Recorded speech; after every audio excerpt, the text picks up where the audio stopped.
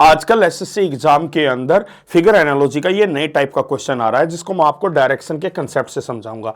यहां पर हमें बताना है जो रिलेशन इन दो फिगर्स के बीच है वो सेम रिलेशन कौन सी दो फिगर्स के बीच होगा। यहां पर एक बात ध्यान से देखना, इस फिगर के अंदर दो एलिमेंट है, एक ये वाला एलिमेंट और एक ये वाला एलिमेंट। इस एलिमेंट की जो डायरेक्शन है वो कहां पर है, साउथ वेस्ट में, और सेकंड फिगर के अंदर इस एलिमेंट की जो डायरेक्शन है वो कहां पर है, नॉर्थ वेस्ट में। यानी ये एलिमेंट जो है ना 90 डिग्री क्लॉकवाइज रोटेट कर गया। क्लियर है पॉइंट। वहीं पर दूसरा एलिमेंट देखना अब कहां पर इंडिकेट कर रहा है, नॉर्थ की ओर, और यहां पर नॉर्थ ईस्ट में। तो मैं यहां पर कहूंगा 45 डिग्री, यानी 45 डिग्री रोटेट कर गया क्लॉकवाइज डायरेक्शन में। अब मैं इस एलिमेंट को देखता हूं तो ये तो सेम पोजीशन पे रहा, यानी इसके अंदर रोटेशन नहीं हुई, यानी एक 90 डिग्री रोटेशन तो एक 45 भी होनी चाहिए, तो ये आपका आंसर नहीं बनेगा।